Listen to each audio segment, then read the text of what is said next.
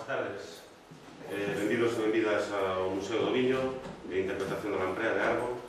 Estamos encantados de que esteades aquí e, sobre todo, estamos encantados de que o Instituto de Estudos Viñolanos e a Universidade de Vigo, xunto co Concello de Arbo, teñan avanzado no proxecto de excavación e de recoñecemento do noso pasado, non?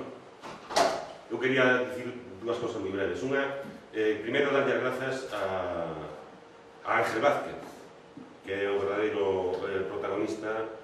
Sin él, non estaríamos aquí, non? Ángel Vázquez é o propietario da finca onde se está excavando. Unha persona con conciencia e que, sin que ninguén lle pedira nada a cambio, pois se puxo en contacto con eles e foi el quen, digamos, propiciou que isto se este realizando, non? E non ten ningún problema en que se siga traballando nese sentido. Por tanto, quería darlle as gracias a él, non? As gracias tamén ao IEN e á Universidade de Vigo e, sobre todo, aos voluntarios e voluntarias que durante este segundo período de excavación estiveron no Monte Cabrón soportando altas temperaturas, pero, bueno, comían en un sitio maravilloso e creo que incluso con baño, non? Está con baño no río, cando o jefe yo permitiu. En esta acción, quero dicir que esta acción que estamos a desenvolver o Concello de Arbo no xacemento do Cabrón insídese dentro dunha proposta máis ampla de posta en valor do patrimonio cultural e do patrimonio, sobre todo, arqueolóxico, neste caso, que temos no noso Concello. No pouco tempo que levamos, fomos capaces, desde a Concellería de Cultura que dirixe Paula Lima, que está aquí sentada aí atrás, e desde a Alcaldía fomos capaces de iniciar o intento, polo menos, de creación de varias rutas que nos permitan protexer os bens arqueolóxicos que están catalogados no noso Concello e que son moitos, non? E queremos dicir que o Concello de Arbo vai a traballar para que a excavación do Cabrón non pare aquí e que, como mínimo, sexamos capaces de datar exactamente de cantos anos, de cantos miles de anos estamos a falar desas pezas que eles están encontrando, non? Nos creemos que o patrimonio cultural en xeral e o patrimonio arqueolóxico en particular poden ser unha fonte son unha riqueza que temos, non son un problema, sino que son unha riqueza e que, se somos capaces de traballar con sentido común en colaboración con distintas institucións, imos ser capaces de que se convertan nunha fonte de renda para os nosos veciños e veciñas, non?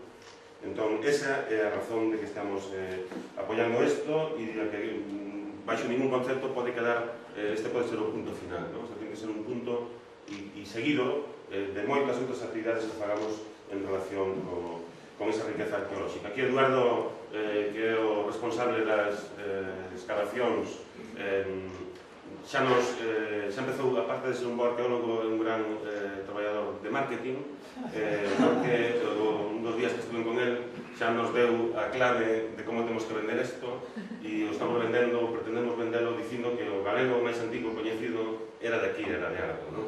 Entón, creo que é un valor que debemos potenciar, que non pode ser por aí por onde temos que traballar, non? Incluso, un veciño outro día se me chegou e me dixo: xa lle teño nome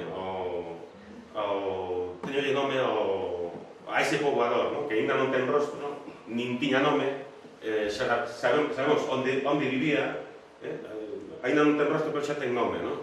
Como sabedes, o Monte do Cabrón está nun barrio que se chama San Xoán de Mourentán e este veciño non é oficial aínda, porque tense que producir o acto de bautizo, pero estamos traballando con nome, estamos aquí que está registrado, o de Mourenman, pode ser o nome o Mourenman do Monte do Cabrón. Bueno, sin máis, darvos as grazas porque estades aquí. Eles son Eduardo Méndez, que é o responsable da excavación que está facendo no Cabrón, no Monte Cabrón. Ele é Carlos Meixome, que é o director do IEN, o organismo, a institución, o organismo, a asociación, o colectivo de homes e mulleres generosas que están dispostas a traballar e a gastar o seu tempo para preservar a nosa riqueza patrimonial.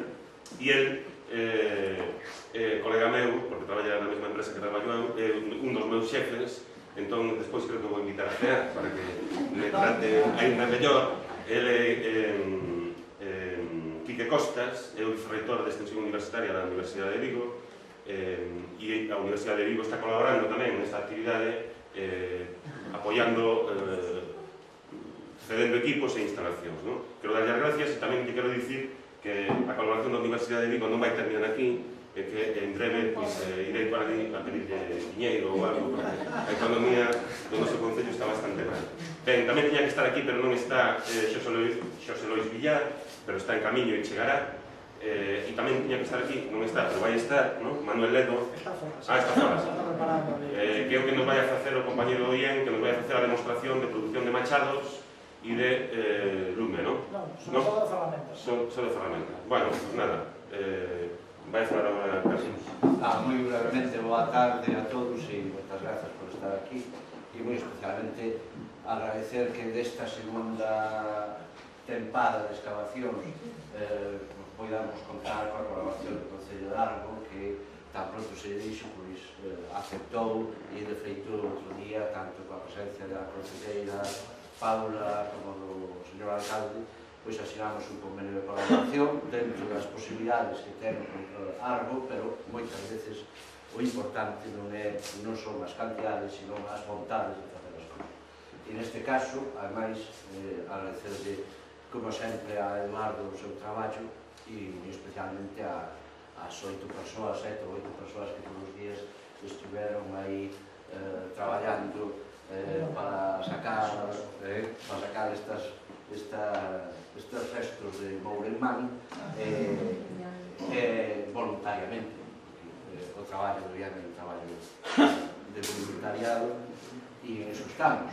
E moi especialmente agradecer a Universidade de Vigo que colabore con o IEN a través de convenios que temos asinados, convenios marco, convenios específicos, en concreto un convenio específico para este traballo de Arbo, e agardamos que tanto a colaboración do Concello como a colaboración da Universidade nos permita, nun prazo breve, ou polo menos que na terceira campaña, porque creo que terá que haber terceira campaña, polo menos antes da terceira campaña, pois podamos ter unha adaptación cronolóxica feita polos investigadores do CNIE, que, como vedes, tamén está a figurar como colaborador do Centro de Burgos, podamos ter unha adaptación rigurosa e que nos confirme pois eses miles de anos dos que estamos a falar. Pois nada máis, gracias. A mí pillaron un pouco, boas tardes, a mí pillaron un pouco de sorpresa, porque eu viña aquí como cidadán que ven a aprender. A Universidade de Vigo, en canto o IEM solicitou colaboración como para isto, para outras cousas, na medida das nosas posibilidades sempre accedemos, porque o IEM é un exemplo de Instituto Comarcal de Estudos, un exemplo en toda Galicia. En toda Galicia, é dicir, é algo exemplar que está facendo, non só porque excava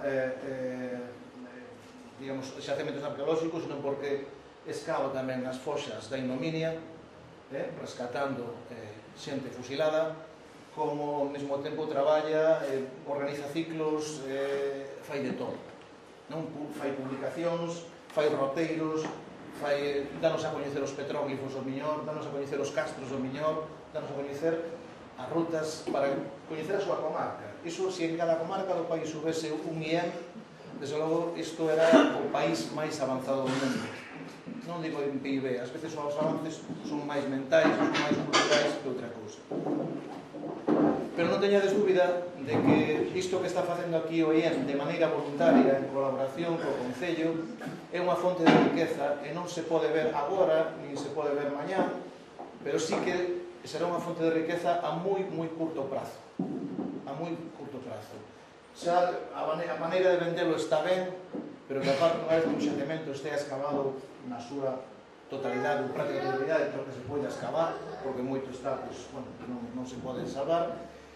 Sí que un centrillo de interpretación, un pequeno museo, decir, sempre esas cousas dan dan riqueza e din moito dun sitio, din moito dun pobo. Un pobo que sabe cuidar do seu e un pobo que ten futuro. E niso, a Universidade quere estar sempre apostando con esa parte da sociedade que quere facer futuro. Porque un pobo culto, un pobo que se estima, é un pobo, digamos, que non se manipula, é un pobo máis libre. Nos aspiramos a formar cidadáns libres ao servicio da sociedade que é a que nos paga. Por lo tanto, tiñamos que estar aquí. Inda que eu hoxe viña por aquí un pouco de paisano, non? Entón, parabéns ao IEM, parabéns ao Concello de Arbo por apoiar generosamente nas súas medidas e posibilidades isto, porque é riqueza para eles. É unha riqueza cultural, é unha riqueza patrimonial e vai ser tamén unha riqueza económica, eso sin dúbida. Moitas grazas.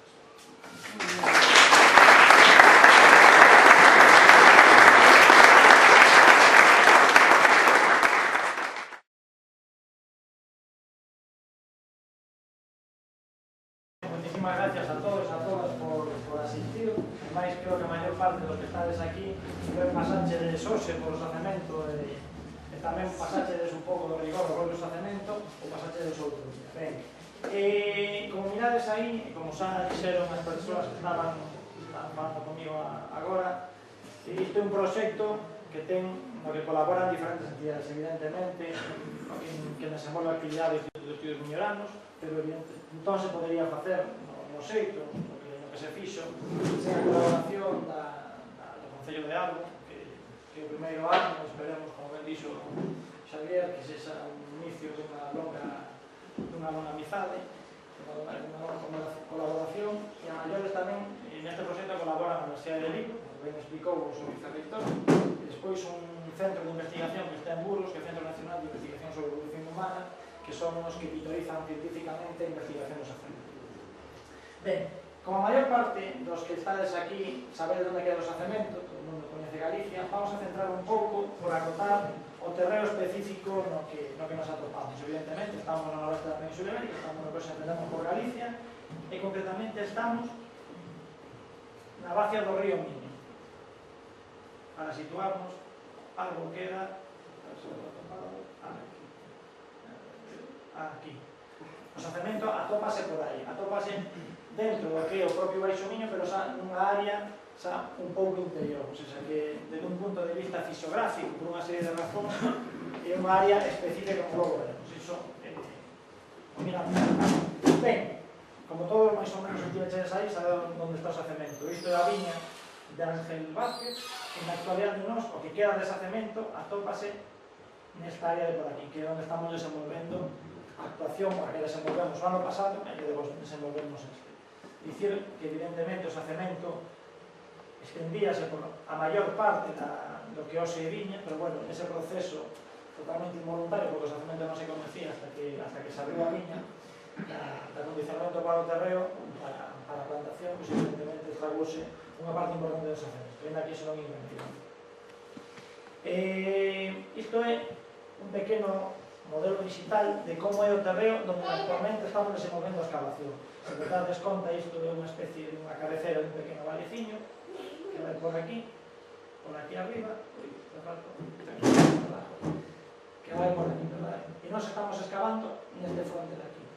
Ahora mesmo sabemos que a medida que nos achegamos para este lado o sacamento desaparece ou se faz moi pobre, por lo tanto, no que resta, que aproximadamente sería este cadrado grande, de aquí hacia lá, pois o máis importante, o que ten maior cantidad de material, atopase nesta zona.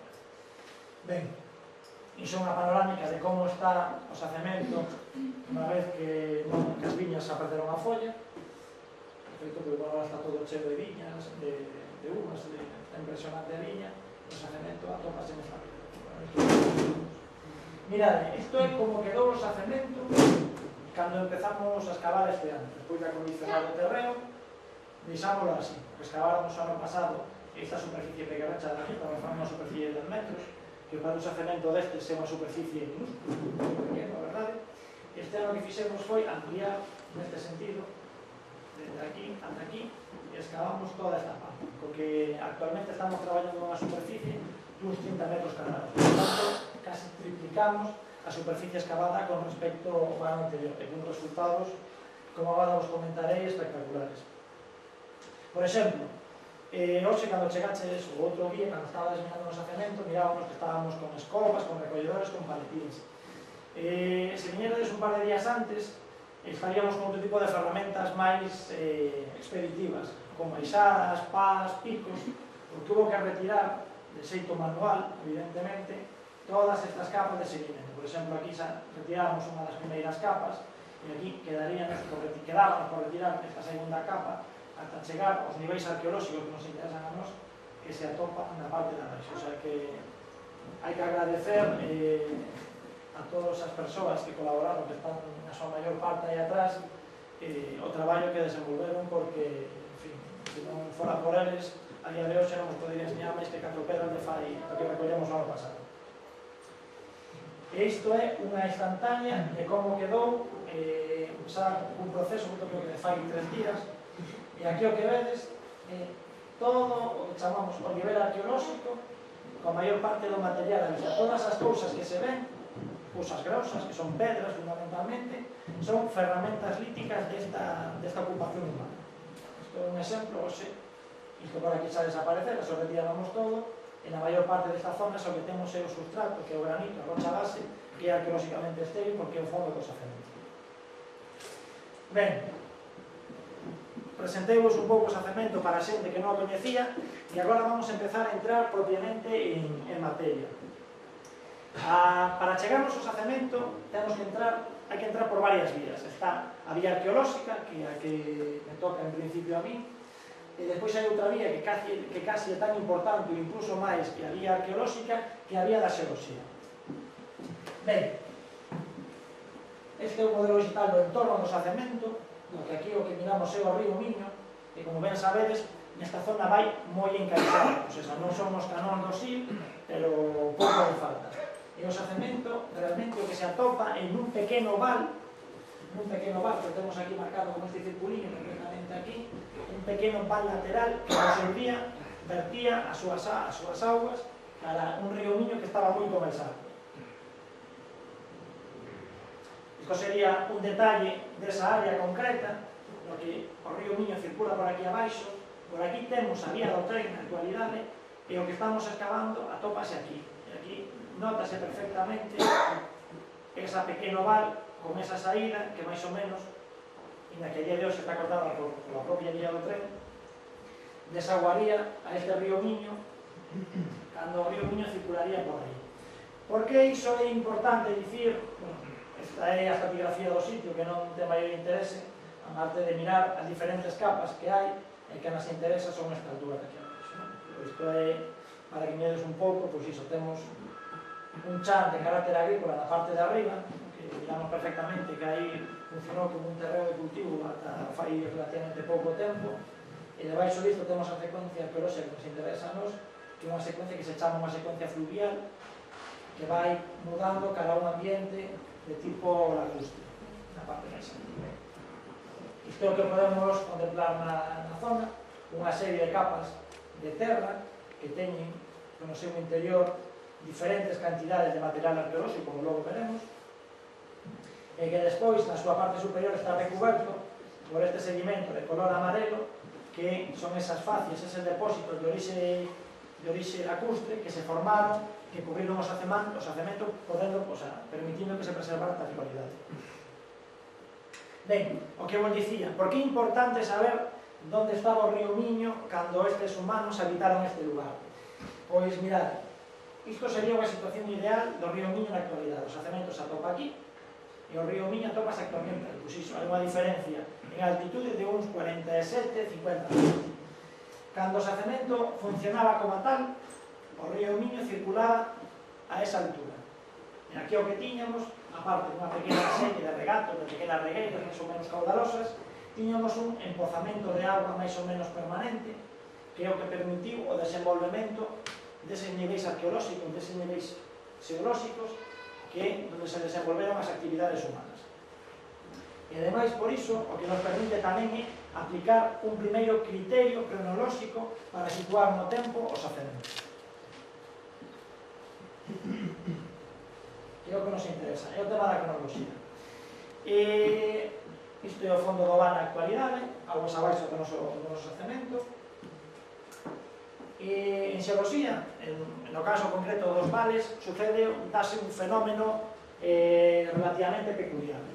Isto sería a secuencia idealizada da evolución dun río maduro, no sentido de que un río que circula por un determinado lugar, a medida que van pasando o tempo, pasando os miles de anos, ese río o que vai facendo é encaixándose, o sea, erosionando e vai profundizando o seu cauce nos seus propios depósitos, como vedes aquí.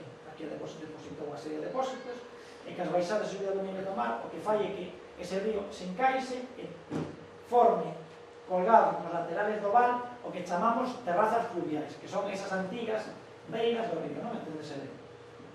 Isto que está aquí agora está colgado a unha determinada altura, e xa cando o río é un río maduro que lleva moito tempo circulando por o mesmo sitio, chega a formar un sistema de terrazas moi desenvolto, como é o caso do río Miño, que ten documentadas hasta 9 terrazas ao longo do seu curso, tanto no lado galego como no lado portugués. Ben, eses depósitos, esas capas de terra que aparecen, son algo similar a isto. Aparecen eses cantos rodados que os que sodes de árbol estades ou do entorno, de Salvaterra, das Neves, estades máis ou menos acostumado a mirar, e que polo medio aparecen depósitos de arxilas, de limos e demais. Este sería un exemplo, este sería outro exemplo que está polo que pasa a estrada que vai a Porriño, que está en Salvaterra, onde se mira perfectamente esas grandes acumulacións de cantos, como vos decía, non? E con todo este rollo que os acabo de contar, isto é importante por unha sinxela razón. Este sería un esquema idealizado desas terrazas fluviais dispostas nun perfil.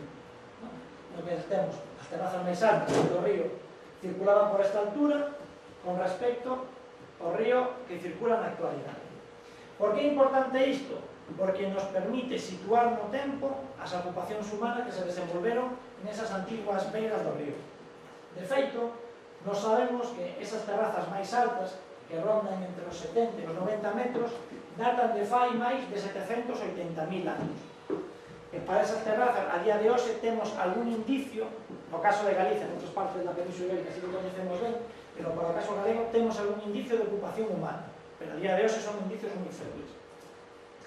Depois teríamos ese tramo medio de terrazas desas beiras do río que están por debaixo dos 50 ou dos 60 metros, que datarían do que chamamos o Pleistoceno medio, e que situaríamos cronolóxicamente entre os 780.000 e os 210.000 anos.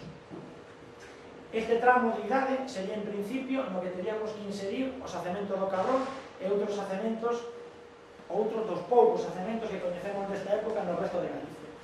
E por último, atoparíamos as terrazas máis baixas que non nos vai adelantar moito máis de 20 metros por riba do río, que datan de un período inferior aos 200.000 anos.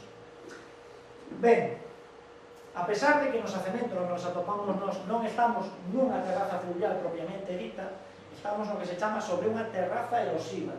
É exactamente igual que a isto, o único que non se preservaron depósitos fluviales. Os depósitos que temos ali son depósitos que se asentaron sobre esa superficie erosiva, erosionando esa superficie, por lo tanto son lixeiramente posteriores, non? Pero claro, esta división que vos dixen, este non ten 780.000 anos, este 200.000, estamos volvendo de antes, non? Que estamos falando de avalos cronolóxicos, de horquillas cronolóxicas demasiado amplias. Afortunadamente, nos últimos tempos, uns investigadores holandeses, que se sí que tiñan cartos para facer datacións absolutas, non como no, por desgracia, obtiveron datacións boas, o sea, datacións coherentes para a terraza de 19 metros sobre o río, que polo tanto é unha terraza que se formou posteriormente a que os homes e mulleres que habitaron o xacemento de árbol estiveran ali, polo tanto é máis novo e máis moderno que ese xacemento.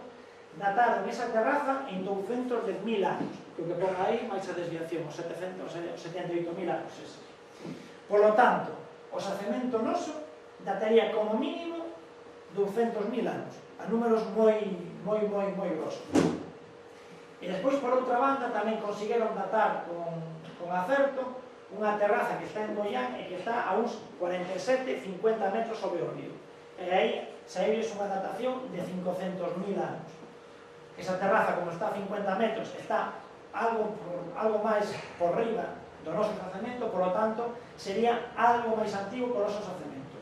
Deste xeito, comparando estas dúas cousas, o noso xacemento situaríase aí no medio e tería unha idade comprendida mínima entre os 200.000 e o medio millón de anos. E seguramente, pola posición e por outras características, este moito máis preto do medio millón de anos que do 200.000. Por lo tanto, estamos a día de hoxe ante o xacemento ou a mostra de presencia humana máis antiga e ben coñecida que temos non só en toda Galicia, sino en todo o que podamos entender como o noroeste, o ámbito xeográfico do noroeste da Península Ibérica e incluso da cornisa cantábrica. Non hai nada que teña unha cronoloxía semellante. Se dadevos conta de que cando Xavier vos comentaba o tema de que o primeiro galego era de Arbo, pois o decía por Arbo. O sea, estamos ante a mostra máis antiga de logo de presencia humana que temos no territorio galego. Ben, claro, agora eu vos fixen, os falei de arqueología, o sea, os falei de xeoloxía e de datación, se de cando isto se formou no tempo.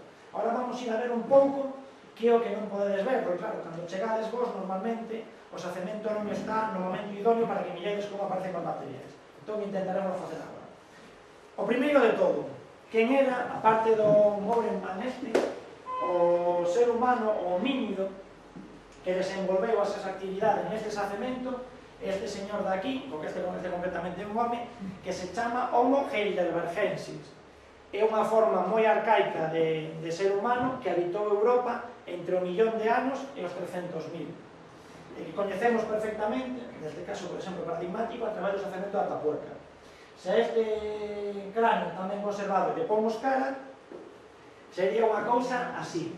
Isto sería o noso armense primitivo, máis ou menos. Aquí seguramente sería máis, tampouco vamos a que ser menos.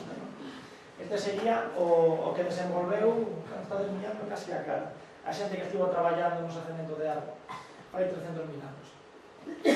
E cando chegamos ali, e chegamos aos niveis fértiles, o que atopamos é iso, única e exclusivamente, por desgracia para nós, ferramentas traballadas, como as que temos aí, que logo nos vou ensinar, e que nos dan conta dunha actividade moi intensa no xacemento.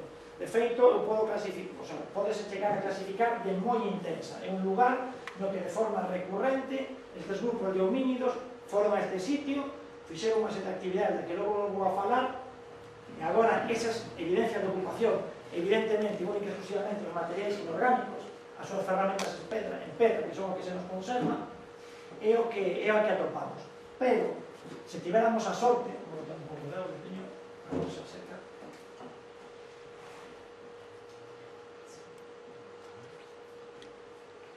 se tiveramos a fortuna de que en vez de ter o fermoso granito que temos aquí, tiveramos unha rocha caliza como substrato, o que atoparíamos nos xacementos sería algo parecido a isto.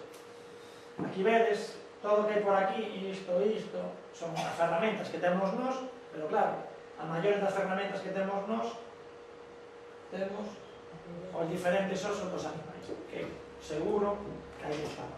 De feito, pois, por exemplo, hai moitas situacións a hora de excavar o xacemento deste, cando se conserva a fauna, pode aparecer un suelo de ocupación con restos máis ou menos aillados, restos esqueléticos máis ou menos aillados como está aquí, poden aparecer elementos do corpo máis ou menos articulados, neste caso, na que non o pareza, iso é un cráneo de elefante dado a volta, na que un grupo de humanos o que fixeron foi darlle a volta a propósito para, a partir do que se chama o foramen magnum, é dicir, este buraco que temos na base do cráneo, acceder, ampliando, rompendo, accedéndole o seso para comelo, ou xa, en caso xa excepcional, o que aparecerían serían neste caso, un elefante completo. Sería o normal que tiveran un xacemento como este, si por casualidade se conservaran os restos orgánicos.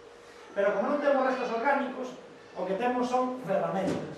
Este sería, por exemplo, unha cosa que se acabou, creo que o martes ou o mércoles, unha imaxe bastante aproximada do que quedaría despois de que un grupo de homínidos chegaran por ali e despedazaran un animal ou estiveran comendo algo.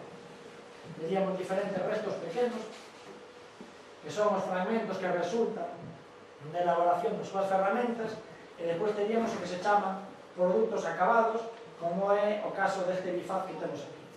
Pero se iso non fora pouco, redondaríamos no que vos estaba comentando, por exemplo, este un bifaz que apareceu fai 3 días, e que é dos bifaces máis grandes que coñezo o xacemento, de ser unha cousa de 22, 23 centímetros de longo, e que se asocia pois, con outros elementos arqueolóxicos como este percutor de cuarcita e outros elementos que, bueno, noutra fase de excavación apareceron asociados, é dicir, que as pezas non saen ailladas, sino que saen asociadas a determinadas ferramentas. Xa cando chegamos aos niveis arqueolóxicos por antonomasia, como é o caso concreto deste, atopamos unha superficie completamente estrada de ferramentas líticas.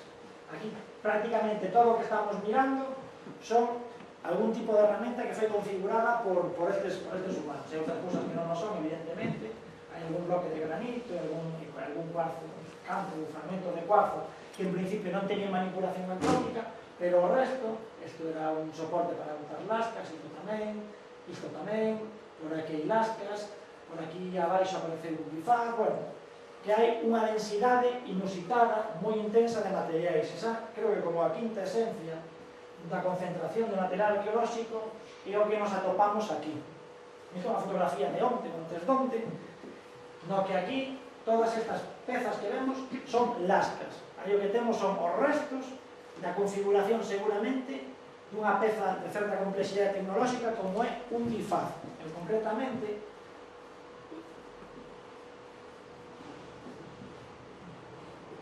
cando seguimos limpando aquí, apareceu esta auténtica maravilla, este prodigio da tecnoloxía prehistórica, que é esta machada de man, que é perfectamente simétrica, é dos maiores bifaces, dos máis ben feitos que coñezo.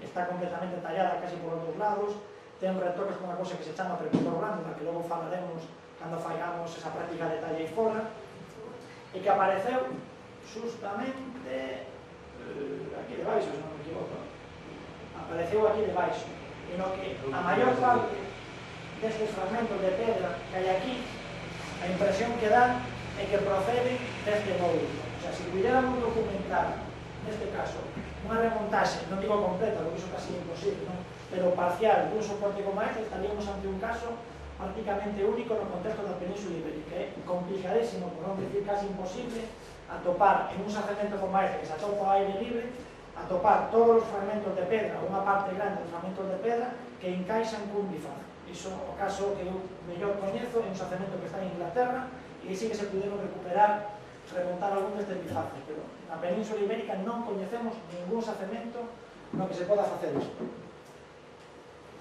E de feito, iso é... Non encontrasteis ayer? Sí, non, o encontramos hoxe. De hoxe pola tarde. Bueno, medio día. Ai, que pena, non lo vi. Mirade, iso é a distribución dos materiais que recuperamos o ano pasado. Todos esos puntiños que hai aí, a malla que hai debaixo, iso que ten ese color marrón, e o relieve do granito, todo o que está por riba son artefactos líticos. Estamos falando da campaña do ano pasado. Ainda aí non me deu tempo, evidentemente, a volcar os datos deste ano. Dadevos conta a densidade de material arqueolóxico que sale nunha superficie moi pequena. Neste caso estamos falando de 10 metros cuadrados. Aí, de feito, recuperaronse máis de 700 pezas. Dadevos conta a intensidade da ocupación que se ten neste lugar.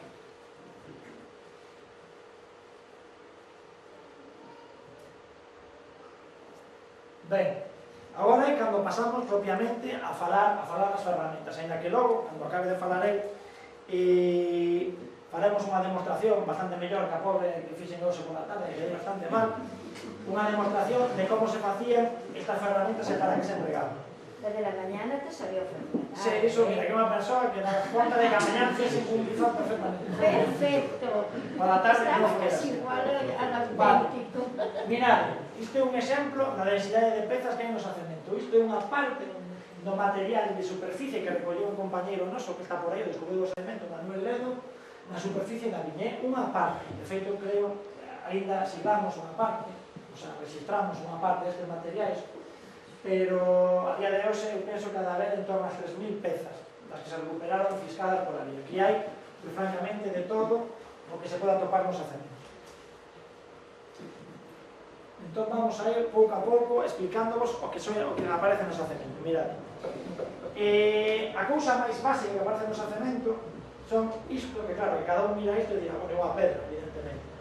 Pois desta pedra, o que fixeron estes humanos foi, a base de quitar, de darlle golpes, arrincaron anacos de pedra, o que chamamos en arqueoloxía como lascas, para funcións varias, para cortar, para afeitarse a barba, iso de broma, non sei, para cortar un vegetal, ou seja, todo o que necesitara a utilización dun útil de corte, utilizábanse os fragmentos de pedra que se extraeron deste núcleo. E concretamente, esta ten unha particularidade porque demostra certa sofisticación a hora de obter estas lascas. Non sei se vos dades conta, pero as lascas están extraídas de xeito radial. O sea, o normal, o máis fácil, o máis cómodo moitas veces é extraer as lascas de forma secuencial nunha única dirección. Cando esta xente entendeu que podía facer o mesmo xirando o núcleo, en que parece unha tontería, deuse un salto cualitativo a nivel tecnolóxico no desenvolvemento destas ferramentas. Isto é o básico. Despois, esas lascas as hai así, as hai como as que mirabas nos hacementos dun par de milímetros, e as hai así de grandes.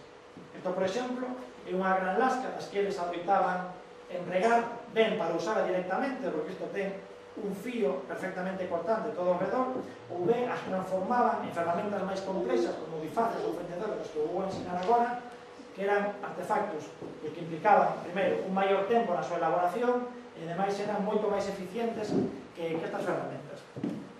Por exemplo, caso moi bonito, moi paradigmático do que é un fendedor.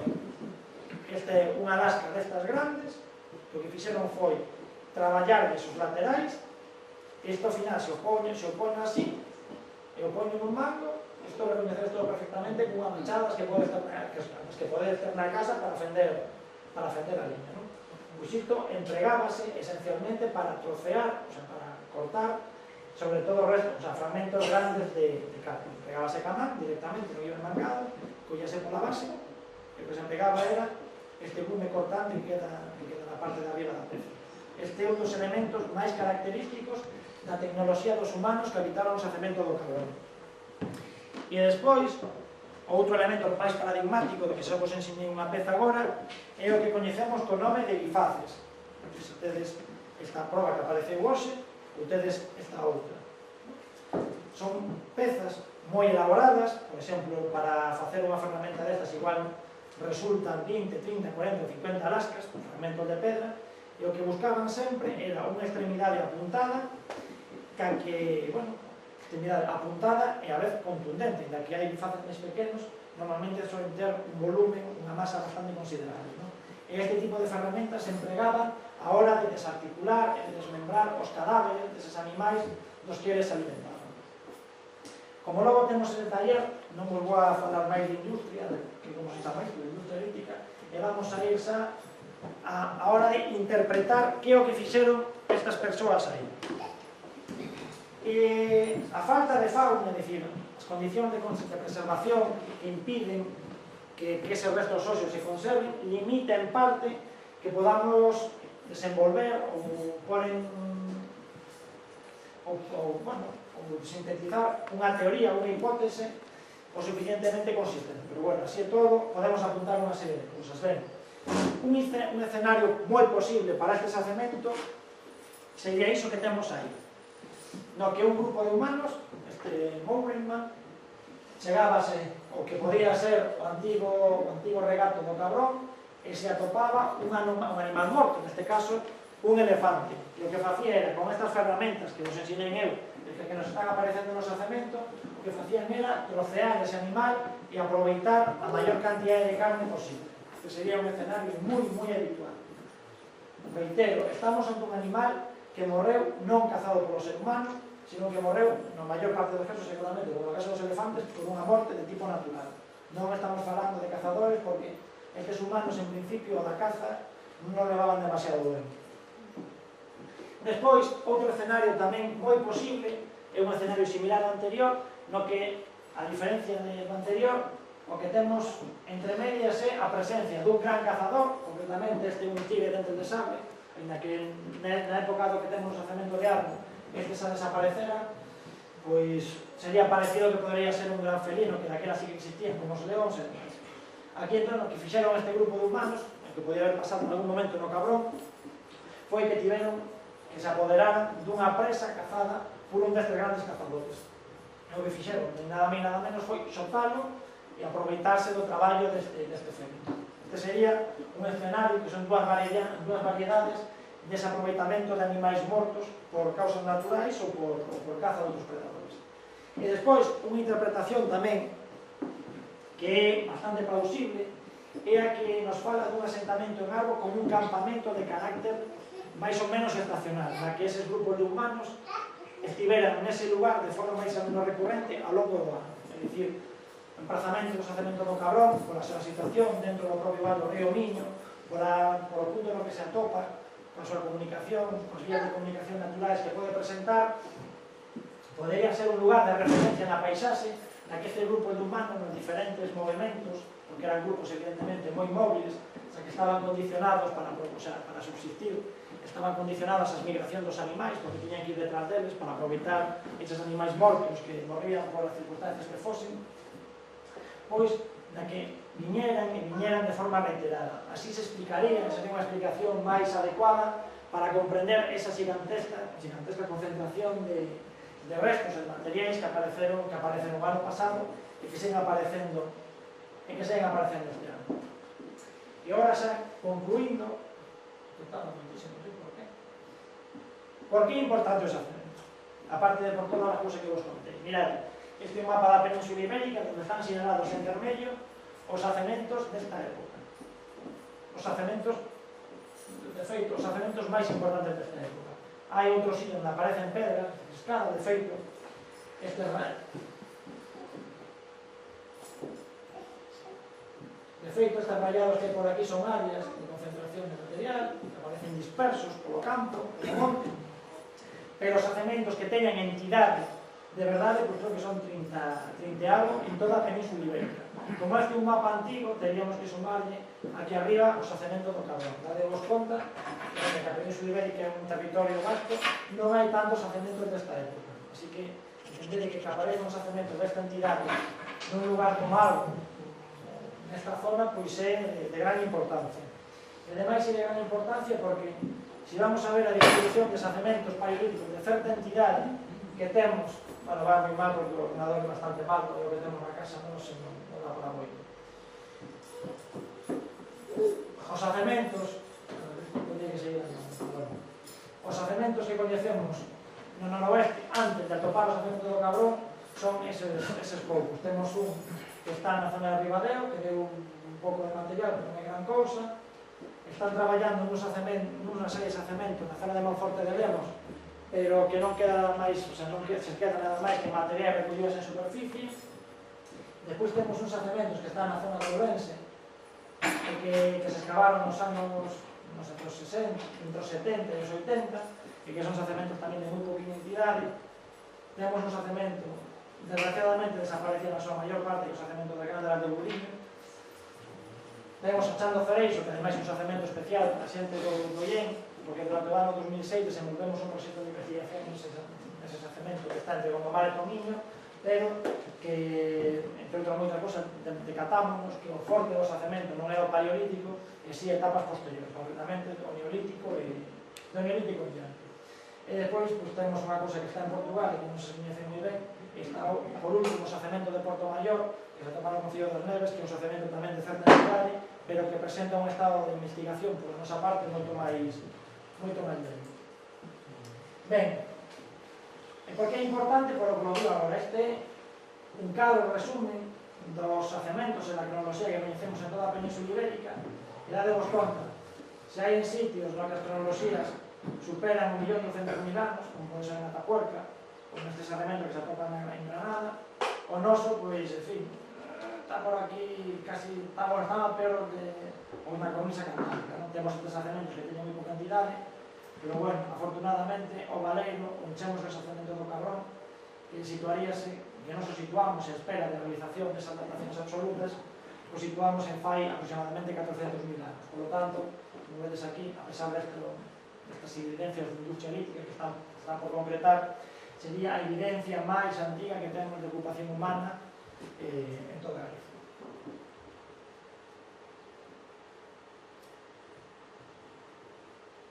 E que somos protagonistas desta...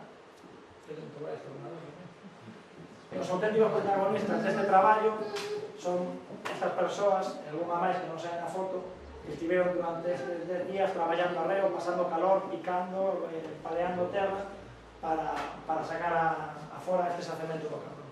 Así que para eles é o estamos.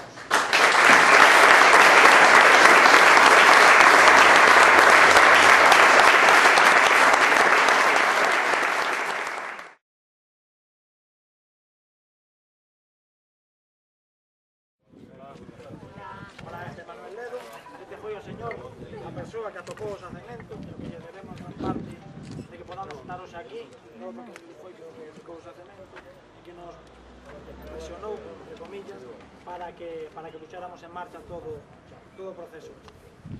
Entón, bueno, iso vos con ele. Bueno, vamos a intentar facer unha réplica das pedras esas que aparecen ali. Esta que apareceu que é así perfecta, que é o bifaz, que é o máis evolucionado do que facían ali, que se fai con este tipo de pedras. Escollían as pedras no río, que dá ali ao lado. Hoxe en día casi non hai pedras porque pasaron todas para o lado de Portugal, pero antes o río estaba máis alto. Estaban deste lado, pero ahora levaron para Portugal. O primeiro que facían ali, que tamén hai bastante, é quitar lascas.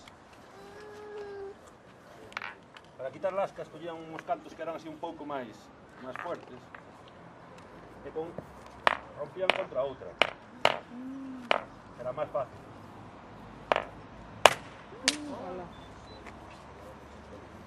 Con esto quitaba unha lasca que rompeu a pegar contra aquí, pero con esto seguía xa cortando, que aparece moito por ali.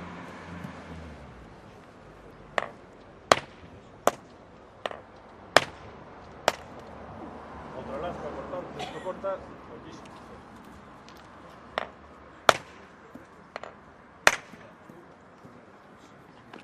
Con esto iban sacando lascas e facendo cuchillos, coitelos para cortar a piel, os animales.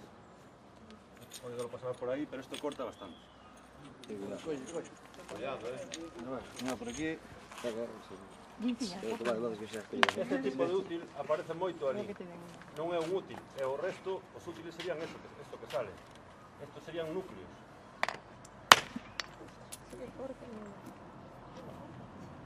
Outra lasca cortante, xa máis evolucionada de segundo orde. Se chama de segundo orde porque as primeiras teñen a corteza, se chama isto, cortes. E esta xa está un fío máis fino.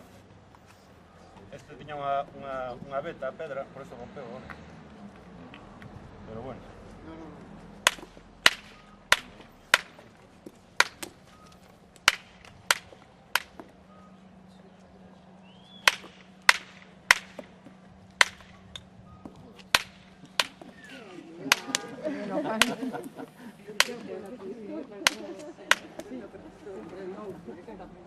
Sobrevivía, Estos son percutores, bueno, non vos comentei, estos son percutores, son para golpear, suelen coller así, con esta forma, teñen aparecido uns cuantos tamén no Monte Cabrón.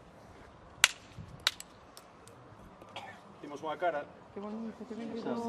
isto é a cara, aparece algún así, pero eles intentaban tallalo sempre con unha forma predeterminada, con as dúas caras para que aparecera un fío, o quere decir un bifacial. Agora é máis débil, as posibilidades de que rompan, aí aparecen moitos rotos, hai que cambiar a percutores máis finos.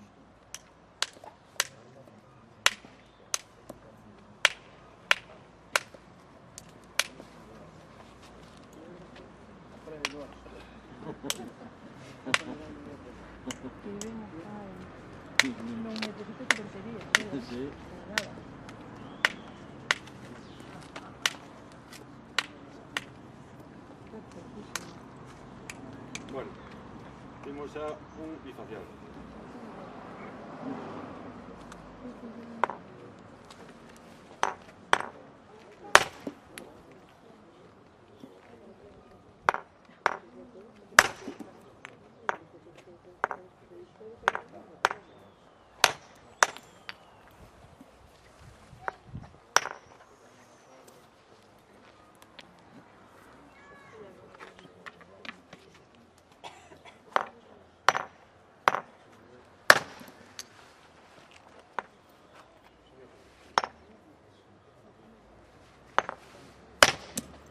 unhas machetas.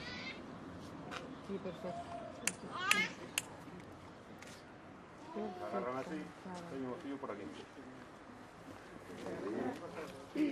Tiñamos perforadores tamén, para perforar. Pero ainda así, Cuchillos, todo esto son lascas que valdrían para descuartizar, para cortar, para quitar raíces do chan. Os faces valen para iso.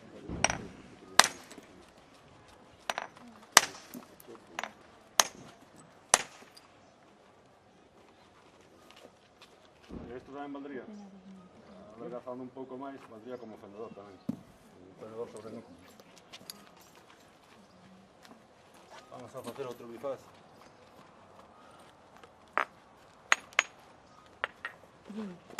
te puede dar punto más para atrás. Ven, ven. Qué bonito, ven.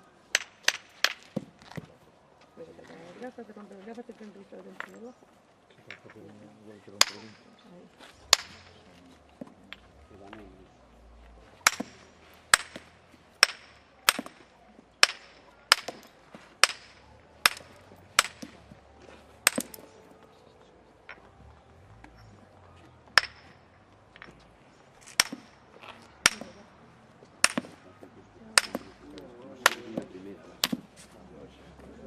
Muchas veces rompen tamén.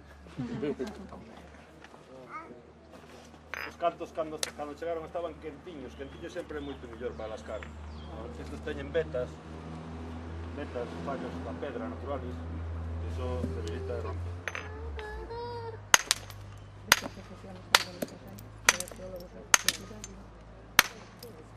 Una prima de Benedita y de Luis, prima de su paso, que es arqueóloga también, de la arqueología.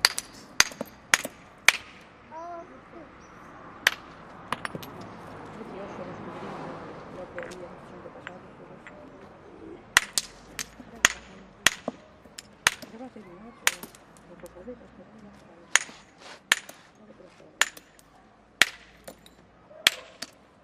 Agora vamos a facer outro sistema que usaban ali, que era con percutor blando, con hueso ou madeira, buxo.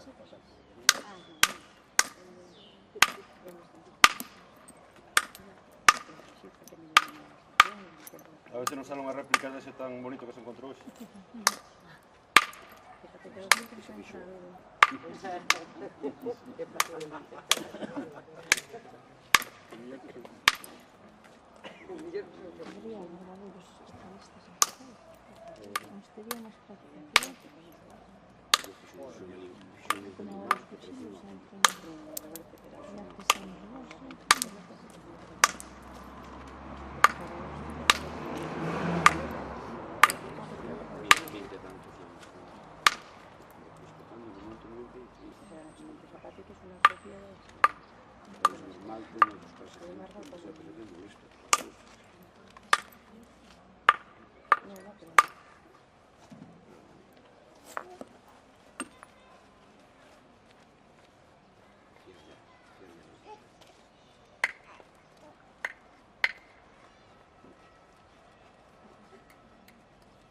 Bueno, máis ou menos.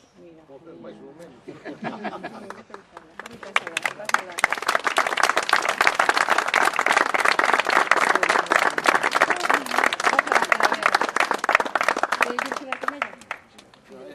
Vamos a facer outro, a terminar. A ver se sale. O percutor durmiendo. Repite preguntarles que no puede quedar.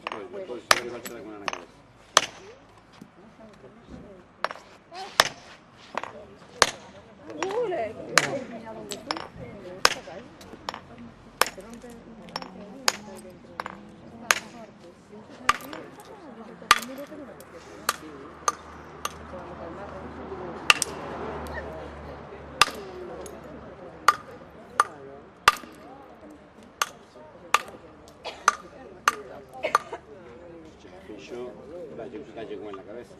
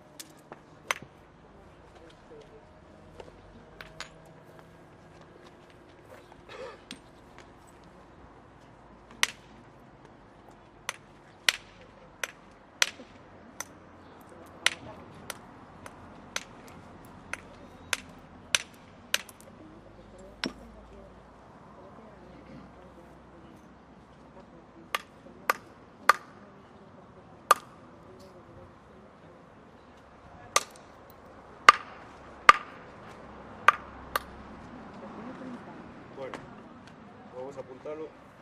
Así valdría, ¿eh? Pero vamos a meterle un poquillo de punto.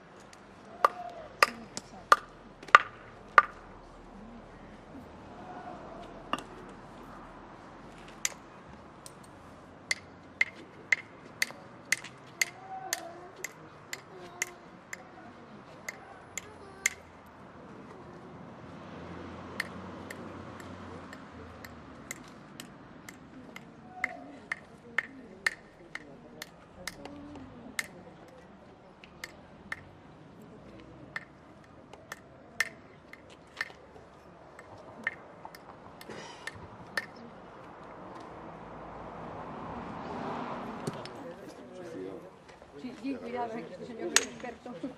Y llega a la Agarra así. Tens que golpear, non, aí, tiquitín, isto non é facer unha estatua. Hai que darlle,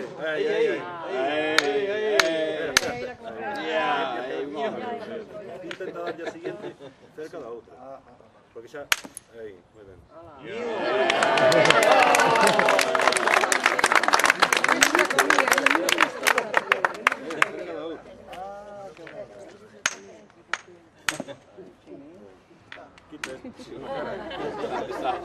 A mitad.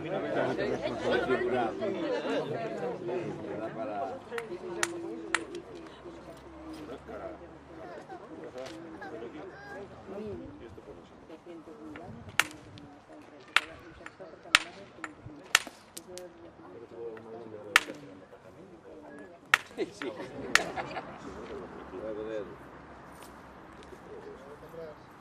Vayan al revés.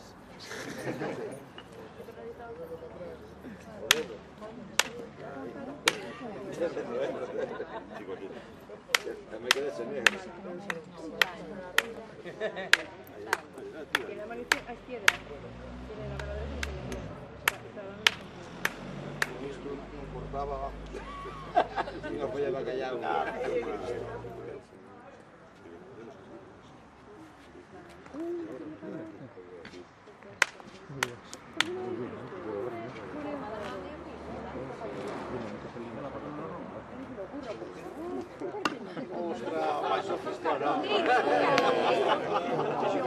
Ferramenta de precisión.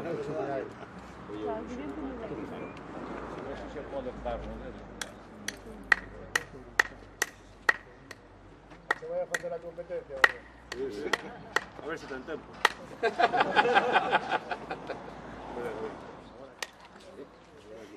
Son un alcalde de Palio. Perfecto. Ah, ven. Bueno, venga.